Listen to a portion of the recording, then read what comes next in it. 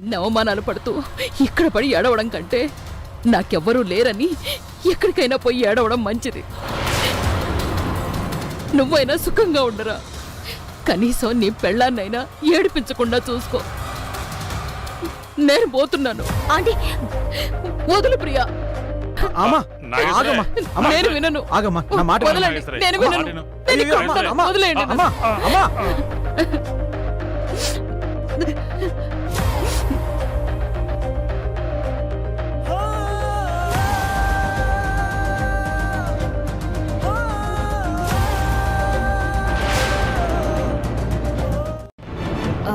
రామ్, నువ్వేం బాధపడకు. ఆంటీకి నేను నచ్చ చెప్తాను.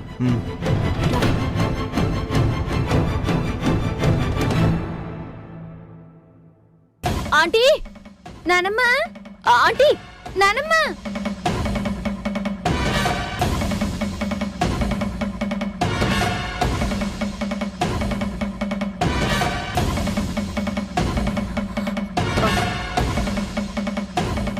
ఎక్కడుంది?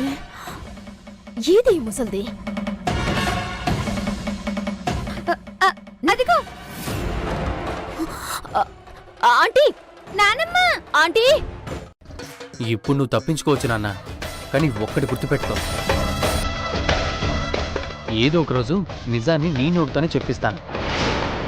ఆ నిజం నీకు తెలిస్తే నువ్వెంత ఆనందపడతావో అంత బాధపడతావురా. అందుకే చెప్పడం లేదు.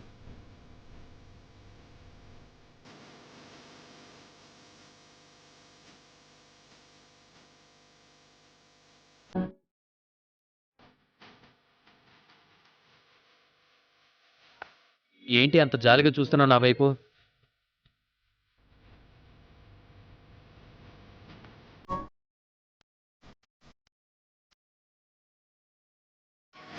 రెస్ట్ తీసుకొని అని మీరే కదండి చెప్పారు. అంటే తప్పు నాదంటావా? నేను అలా అనడం లేదు, నా తప్పేమీ లేదు అంటున్నాను. అవునే, నీ తప్పు ఎప్పుడూ ఉండదు. నువ్వు వెళ్తానంటే ఆపడం నా తప్పు, మా అమ్మ వస్తానని చెప్పడం ఆవిడ తప్పు. నిజానికి నన్ను పిలవకుండా పూజ ఎలా చేస్తారా అనడం మా అమ్మ తప్పు. సరేనా?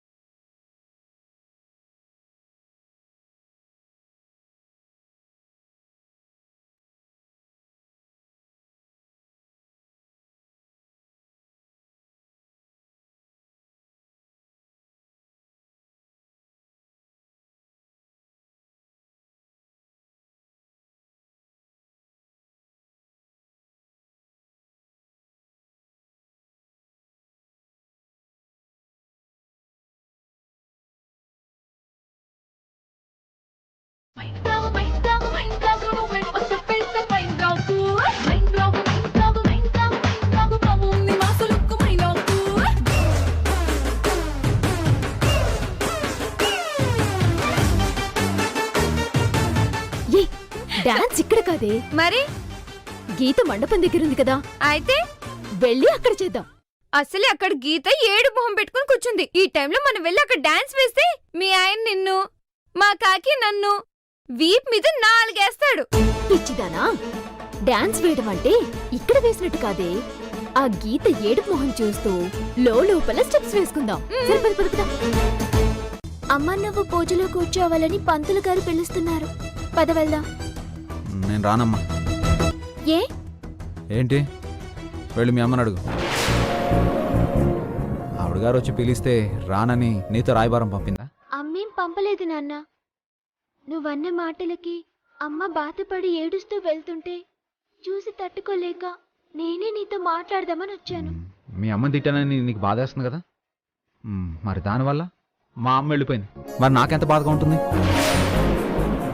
ఎవరు ఎవరిని బాధ పెట్టారో మీకు తెలీదా నాన్న? రాసి పెట్టిన కన్య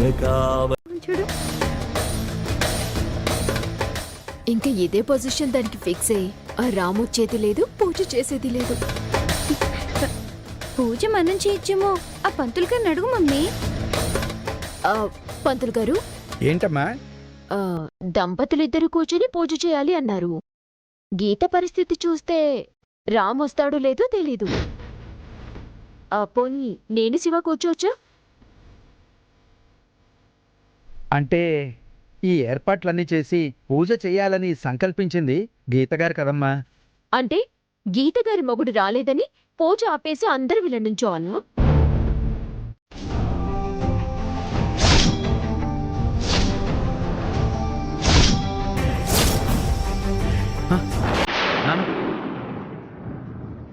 చెయ్యెందుకు తీసావు నాన్న? నువ్వు నమ్ముతుంది నిజమని నీకు అనిపిస్తే ఒట్టు పెట్టు, లేదంటే పూజకి రా. పద నాన్న.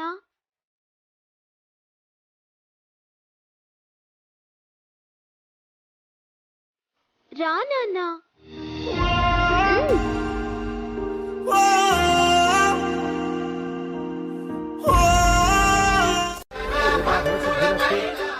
అమ్మా, ఈ కంకణాలు కట్టుకోండి. అయ్యా ఇదిగో, మీరు వారికి కట్టండి.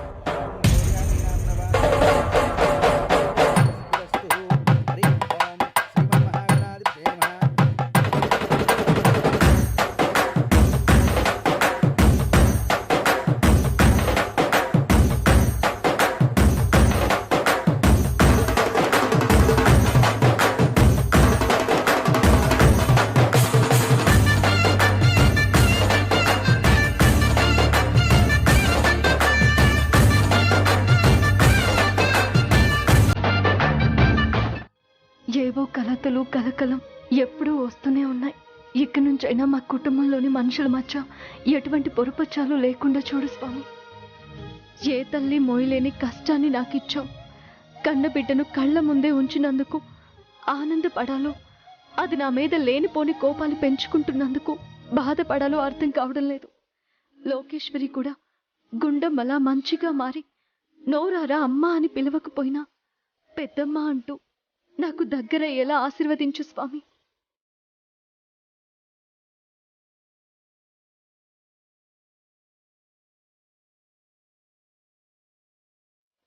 పాడాలనుకున్న వాళ్ళు రావచ్చు. మమ్మీ వినపడిందా? లడ్డూ పాటంట. నవరాత్రులు పూజ చేసిన తర్వాత లడ్డు వేలం వేయడం ఆచారమే కదే. ఆచారం అని నాకు కూడా తెలుసు. నేను మాట్లాడుతుంది దాని గురించి కాదు.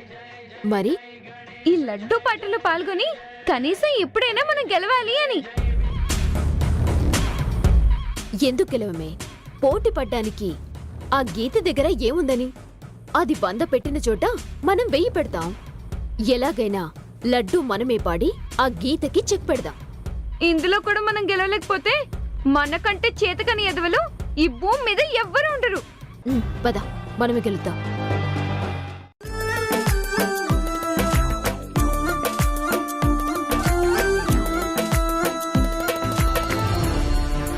అయ్యా మాణిక్యం గారు, ఏంటి పంతులు గారు? ఇక పాట మొదలు పెడదామా? ఆ? హ, నన్ను మొదలు పెట్టమంటారా?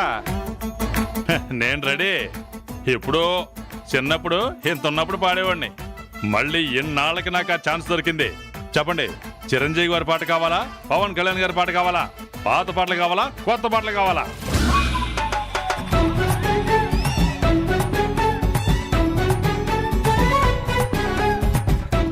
అయ్యా, పందిట్లో పవన్ కళ్యాణ్ పాట ఏమిటి స్వామి? పంతులు గారు, ఒకటోసారి రెండోసారి అనండి. లోకేశ్వరి గారి పాట 1,00,000 రూపాయలు ఒకటోసారి. లోకేశ్వరి గారి పాట 1,00,000 రూపాయలు రెండవసారి.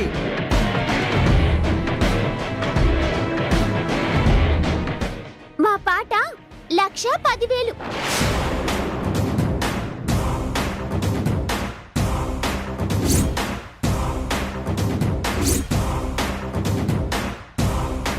గుండమ్మా, ఏంటమ్మా ఇది? నువ్వుండు నాన్న. గుండమ్మా, నువ్వుండమ్మా. 1,10,000. అలా పెట్టడం ఏంటి? 30,000తో పోయేదాన్ని 3 లక్షలు చేసాం. ఆ గుండమ్మ పాడుతుంది మరి. అది కావాలని నిన్ను రెచ్చగొట్టి పాట పాడేలా చేసిందే. అవునా? నువ్వు పిచ్చిదాల్లా దాని మాయలో పడిపోయావు. 3 లక్షలు క్షవరం. అయ్యా 3 లక్షలు కట్టి లడ్డూ ప్రసాదాన్ని తీసుకెళ్ళండి. ఏవండి ఏంటి 3 లక్షలు? ఆ, పాట పాడడానికి మేము ఒక్కర్లేదు కానీ డబ్బులు తేవడానికి మాత్రం మేము కావాలా? ఏవండి ప్లీజ్ అండి. ఆ, తెస్తానుండు.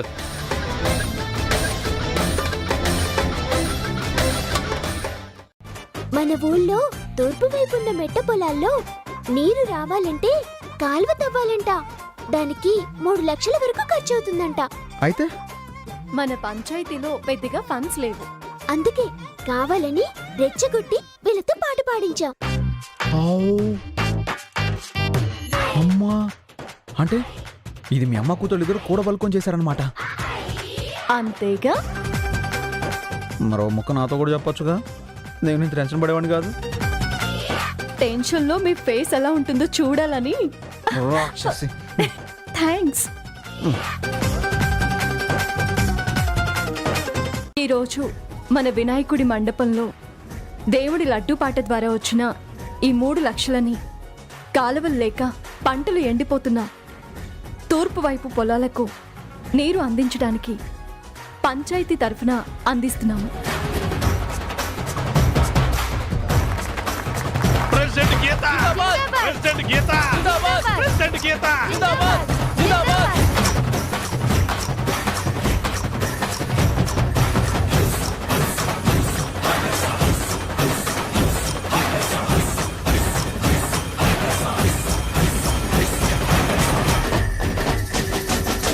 లేకుండా తిడుతూనే ఉంది. తిట్టగా అదేమన్నా కావాలని చేసిందా? ఒళ్ళు కొవ్వెక్కి చేసింది. నేనేం కొవ్వెక్కి చేయలేదు. ఎలాగైనా ఆ గుండమ్మ మీద గెలవడానికి చేశాను. అయినా 80% ఆస్తిలో ఈ 3 లక్షలు పోతే ఏమవుతుంది? నిన్ను ఇలాగే వదిలేస్తే మొత్తం ఆస్తంతా ఆవిరైపోయి చిప్ప చేతికొస్తుందే. ఇప్పుడు వాళ్ళది 20% అని ఎగతాళి చేస్తున్నాం. నువ్వు ఇలాగే ఎవరు రెచ్చగొట్టినా రెచ్చిపోయి పిచ్చిదాల్లాగా వెర్రెక్కి ఒళ్ళు తెలియకుండా వేలపాట పాడితే ఆస్తి పోయి ఆ గీత వాళ్ళింట్లో అంట్లు తోముతూ నువ్వు, వంట చేస్తూ నేను పనులలాగా బతికే పరిస్థితి వస్తుంది. అమ్మా లోకి, అమ్మమ్మ, అమ్మ. ఏదో పౌరుషానికి తక్కువ లేదా? నీకేమైనా పిచ్చి పట్టిందానే? నన్ను తిడతారేంటి? తిట్టక, అది చిన్నపిల్ల. అదేదో కోపంలో తెస్తానంటూ వెళ్ళిపోతే, దొంగతనం లాంటి పిచ్చి పనులు ఏమైనా చేస్తే తర్వాత తలదించుకోవాల్సింది నువ్వు నేను.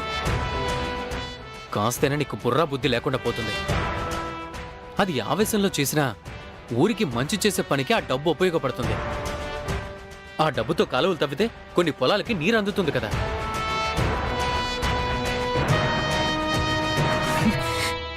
మూడు లక్షలు పోయి నా కళ్ళ వెంట వచ్చి కన్నీళ్లతో ఆ పొలాలన్నీ తడిచిపోతాయి. ఇంకా కాలువలు తవ్వాలా? నేను చెప్తున్నా, వినిపించుకోకుండా పాట పాడా గెలిచా. కానీ నీకు తెలియకుండా నువ్వు పెద్ద తప్పు చేశావు. ఆ విషయం తెలుసా నీకు? నేను తప్పు చేశానా? అవును. ఏంటా తప్పు? ఇప్పటి వరకు చదువులో, ఆటలో, మాటలో, మంచితనంలో ఇలా ప్రతి విషయంలో నీ మీద ఓడిపోతూనే ఉన్నాను.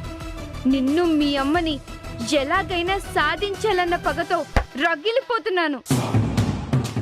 కానీ ఫస్ట్ టైం గెలుపు రుచి నాకు చూపించి తప్పు చేశావు. ఆ రక్తం పంచుకు పుట్టిన బిడ్డానమ్మా, అదే నా భయం. ఎందుకైనా మంచిదమ్మా, దాంతో కాస్త జాగ్రత్తగా ఉండు. ఎందుకు తాతయ్య ఎప్పుడూ లేంది అంత భయపడుతున్నావు? మూర్ఖత్వానికి బలం ఎక్కువమ్మా. ఇద్దరు బలవంతులు కలిసి పనిచేస్తే బాగుంటుంది. అదే కలబడితే జరిగేది కురుక్షేత్రమే. నీ వయసుకి తెలియకపోవచ్చమ్మా, కానీ నా అనుభవానికి ఓ అర్థం ఉంది. ఈ రోజు నుంచి అది ఏం చేయబోతుందో ఏంటో.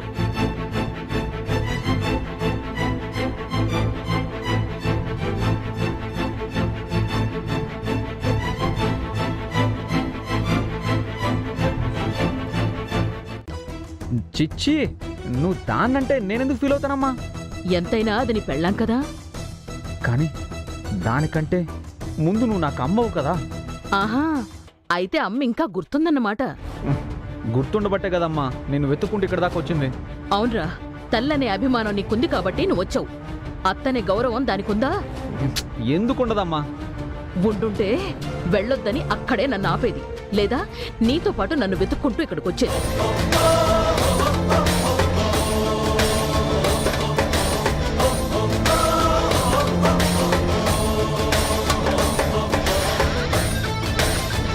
రామ్మా ఇంటికి వెళ్దాం. ఏ ఇంటికి? ఇంకే ఇంటికి? మన ఇంటికే వెళ్దాం. నువ్వు రా. నేను రానురా. ఏమా? వస్తే నేను నీ పెళ్ళాం మొహం చూడాల్సి వస్తుంది, దాన్నేదో అనాలనుంటుంది, దాంతో నువ్వు ఫీల్ అయిపోతావు. చిచ్చి, నువ్వు దాన్నంటే నేనెందుకు ఫీల్ అవుతానమ్మా? ఎంతైనా అది నీ పెళ్ళాం కదా. కానీ దానికంటే ముందు నువ్వు నాకు అమ్మవు కదా. ఆహా, అయితే అమ్మ ఇంకా గుర్తుందన్నమాట. గుర్తుండబట్టే కదమ్మా నేను వెతుక్కుంటూ ఇక్కడ దాకా వచ్చింది. అవునరా, తల్లనే అభిమానం నీకుంది కాబట్టి నువ్వు వచ్చావు. అత్తనే గౌరవం దానికుందా? ఎందుకుండదమ్మా? ఉండుంటే వెళ్ళొద్దని అక్కడే నన్ను ఆపేది, లేదా నీతో పాటు నన్ను వెతుక్కుంటూ ఇక్కడికి వచ్చేది.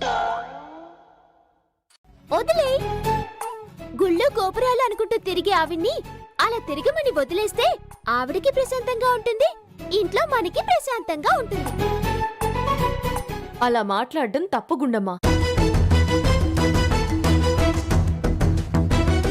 ఇటు చూడు, ఇటు చూడమ్మా.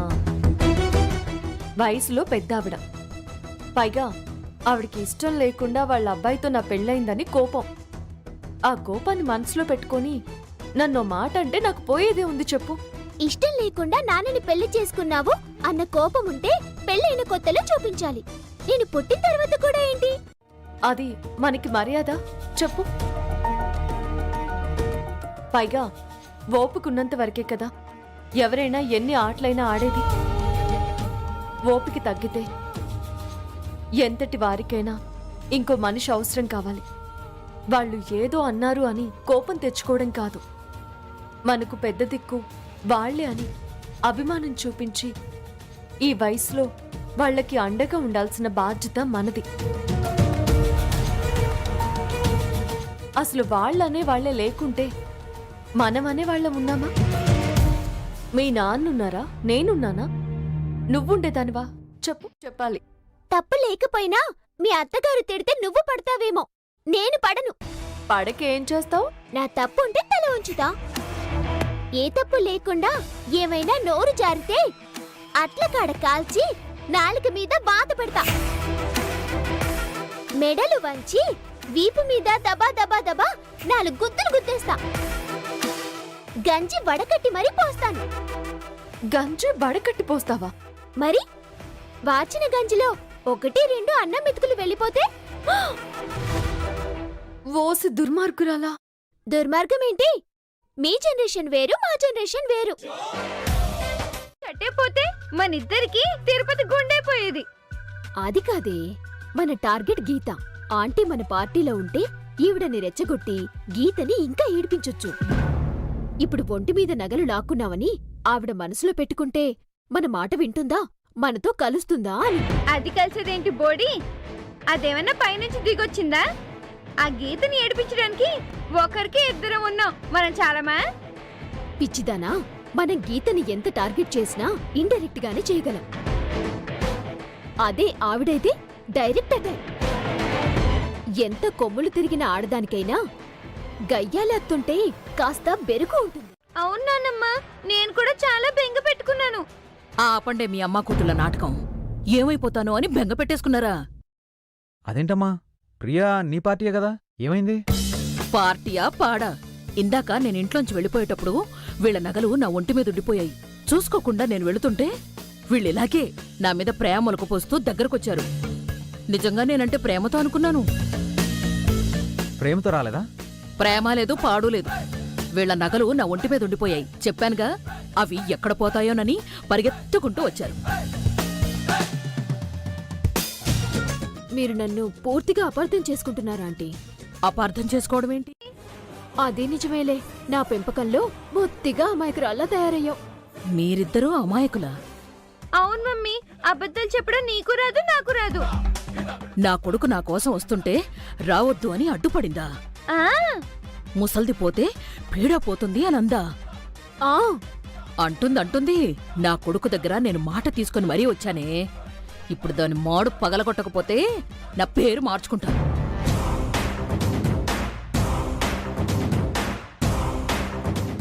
మమ్మీ అయితే మళ్ళీ రచ్చ మొదలా? డౌట్ లేకుండా ఇక ఆ గీతకి నాగేశ్వరి ఆంటీ చేతిలో తద్దినక తప్పదిక. నాకు డౌటు, ఏంటి? నువ్వేమో ఉదయమనగా వెళ్ళిపోయావు, రామ్గడేమో ఇందాకే నిన్ను వెతుక్కుంటూ బయలుదేరాడు. ఎలా కనిపించావమ్మా? అంటే అంటే మధ్యలో చాలా టైం గడిచిపోయింది కదా. నువ్వు అడుగులో అడుగేసుకుంటూ వెళ్ళినా వాడు కనపడే ఛాన్సే లేదు కదా. ఎలా పట్టుకొచ్చాడు? అది అది అది అది ఎలాగూ నన్ను పిలవడానికి నా కొడుకు వస్తాడు అని ఏ చెట్టు కింద తెస్టేసి కూర్చున్నావేంటి? అంటే ఏంటి బావగారు, మీ మాట తీరు చూస్తుంటే ఎటో కట్టు కనపడకుండా పోకుండా మళ్ళీ తిరిగొచ్చింది ఏంటి అని బాధపడుతున్నట్లుంది. ఉండడం ఏంటి, నా ఫీలింగ్ అదే అన్నా. ఇస్తావు ఇంత పెద్ద తాళం కప్ప వేసినా ఆ నోటిని కట్టడి చేయడం ఎవ్వరి వల్ల కాదు. తిరిగి తిరిగి అత్తగారు వచ్చిందని ఆనందపడ్డావు, పండగానే ఆనందం లేకుండా చేసేసింది.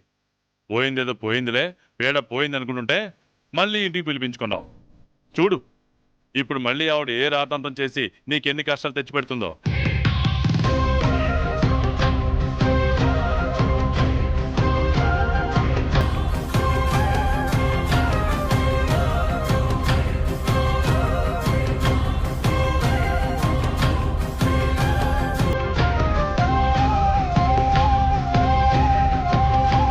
అందుకే నోటీస్ పంపించారు. ఇప్పుడు సంతోషంగా ఉందారా? ఈ ఊర్లో ఎవరైనా మన ఇంటికి వచ్చి డబ్బులు తీసుకెళ్తూ ఉంటారు. నువ్వేమో మాకు డబ్బులు కట్టాలి కట్టండి అని బ్యాంకు నుంచి నోటీసులు తెప్పించుకుంటున్నావు. ఏంట్రా ఇది? ఏం చేయమంటావురా? నీకు అన్నీ తెలిసిని ఓ పెద్ద బిల్డప్లు ఇస్తూ ఉంటావు. ఇప్పుడు చూడు ఏమైందో. ఒక పక్క వర్షాలు పడుతున్నాయని రైతులంతా పంటలు వేయడానికి రెడీగా ఉన్నారు. ఇప్పుడు బ్యాంకులోనే కడతావా లేదా పంటకి పెట్టుబడి పెడతావా? అదే అర్థం కావడం లేదురా. అయ్యా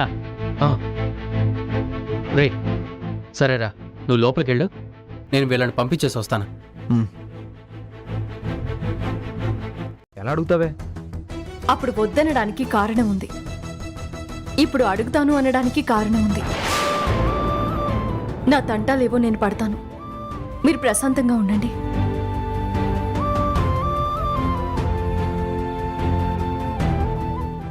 నేను లడ్డు కొనేలా చేసి నన్ను వెర్రిదని చేస్తారా? నీ సంగతి ఇప్పుడు చెప్తానే. డబ్బు మా నాన్నని అడుగుతావా? ఆహా, ఇప్పుడు దొరికావు. నిన్ను అందరి ముందు ఎలా అవమానించాలో నాకు బాగా తెలుసు. ఈ విషయం వెంటనే మమ్మీకి చెప్పాలి. గాయమై ఉంటే ఇంబ్యాలెన్స్ అయ్యిందేమో ఏంటో అని. నాకేమైనా పిచ్చా? ఎగ్జాక్ట్లీ, నేను ఇదే మాట అడగాలని అనుకున్నాను. లేకపోతే నేను తప్పయిందని నేను నీ దగ్గర ఒప్పుకోవాలా? నీకు సారీ చెప్పాలా? నేను ఈ ఊరి ప్రెసిడెంట్ గీత కూతుర్ని. తప్పు చేయడం, తల వంచడం మాకు తెలీదు. అదే ఆ తల పొగడుతోనే నువ్వు మీ అమ్మ ఇంతకాలం విర్రవీగారు. ఇప్పుడు ఇద్దరు పొగని ఒకేసారి దించే టైం వచ్చింది. స్థానమేంటో నీకు ఇంకా సేపట్లో చూపిస్తా. ఇదేదో పిచ్చిగా వాగుతుందని లైట్ తీసుకోక ఈ ఒక్కసారికి నా మాట నమ్మి 2 కర్చీఫ్లు రెడీ చేసుకో. ఒకటి మీ అమ్మ కన్నీళ్లు తుడుచుకోవడానికి, రెండోది మీ అమ్మ ఏడుస్తుంటే నీ కళ్ళ నుంచి వచ్చే కన్నీటిని తుడుచుకోవడానికి. లక లక లక లక.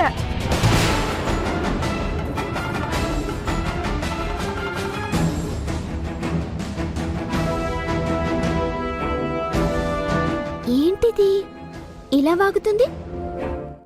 కట్టేస్తానయ్యా. తప్పదు మరి, ఎంతైనా ఇదంతా నా కష్టార్జితం. ఏంటి నీ కష్టార్జితమా? నాదంటే నా పెద్దోళ్ళు నా కోసం సంపాదించారు, నేను నీ కోసం పోగు చేసి ఇచ్చాను. పోగు చేయలేదు, ప్యాకెట్ అడి సగం క్షవరం చేసేసావు. నేను వెళ్ళొస్తానయ్యా. ఏయ్, డబ్బులు తీసినంత ఆనందంగా వెళ్ళిపోక్కర్లేదు. వెనకాల షెడ్ ఉంది కదా, అక్కడ ఆగండి, అందరం కలిసి కాసేపు రిలాక్స్ అవుదాం. అట్టగానండి. ఏంటి అట్టాగే? ఆయన ఏమి మిమ్మల్ని రిలాక్స్ అవడానికి పిలవట్లేదు. ఇక్కడ తీసుకునే డబ్బులు అక్కడ వసూలు చేయడానికి జేబులో ప్యాక్ ముక్కలు పెట్టుకు తిరుగుతున్నాడు. సరదాలకు కాదు డబ్బులు ఇచ్చింది, ఇంటికెళ్ళు.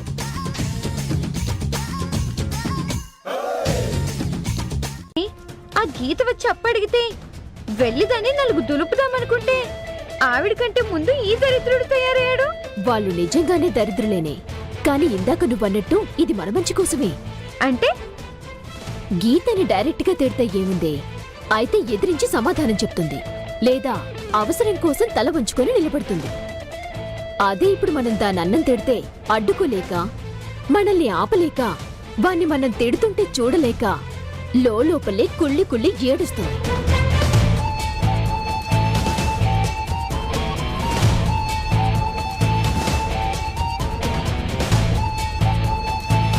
చూడలేక లోపలే కుళ్ళి కుళ్ళి ఏడుస్తుంది.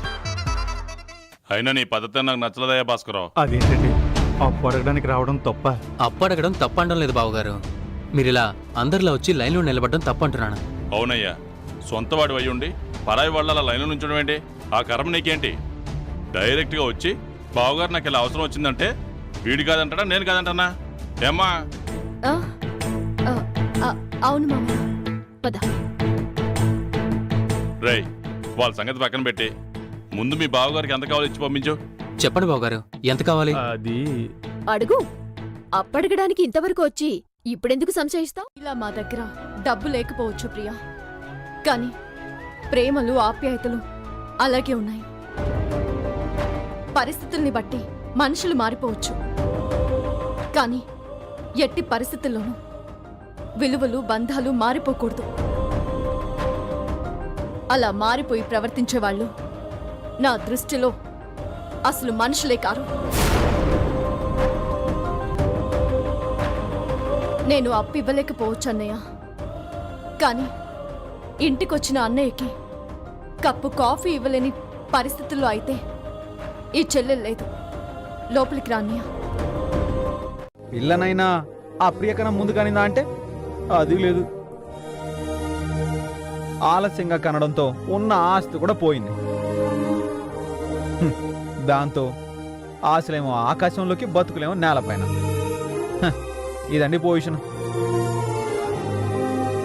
ఇప్పుడు అవన్నీ ఎందుకండి? ఎందుకంటే నా అనుకునే వాళ్ళతోనే కదా కష్టాలు చెప్పుకునేది. ఏమండి? ముందు బిడ్డను కనకపోవటం ఏంటి బావగారు? అసలు బిడ్డల్నిద్దరినీ కన్నదే నా చెల్లెలు. ఆ విషయం మీకు తెలియదు. బావగారు ఏంటి మీలో మీరు మాట్లాడుకున్నారు? నిద్రపోతుంటే మొహం మీద నీళ్లు కొట్టారేంటి? నేనేం కొట్టలేదమ్మా. మరి వాటంతటవే వచ్చి నా మొహం మీద పడ్డాయా?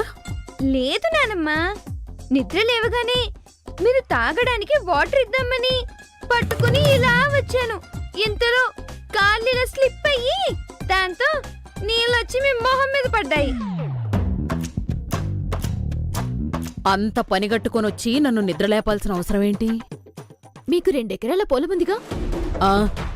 100 ఎకరాలు ఉండేది. దరిద్రపు కొట్టుది బిడ్డని నీకంటే ఆలస్యంగా కనడంతో 2 ఎకరాలు మిగిలింది. 4 డైలాగులు కొట్టచ్చు. నీ చెయ్యి పైన, దాని చెయ్యి కింద అని దానికి అర్థమయ్యేలా చెప్పొచ్చు. ఆ కిక్కును మిస్ అవుతావా? అంటే నా అవసరం లేని దానికి నా రికమెండేషన్తో డబ్బులు ఇవ్వను. అందుకేనే దాన్నే పంపిస్తా. ఆడుకో. ఏంటి? అంతేనంటారా? మరి ఎవ్వరికైనా అప్పుకి వడ్డీయే వస్తుంది. నీకు దాన్ని అవమానించే అవకాశం కూడా వస్తుంది.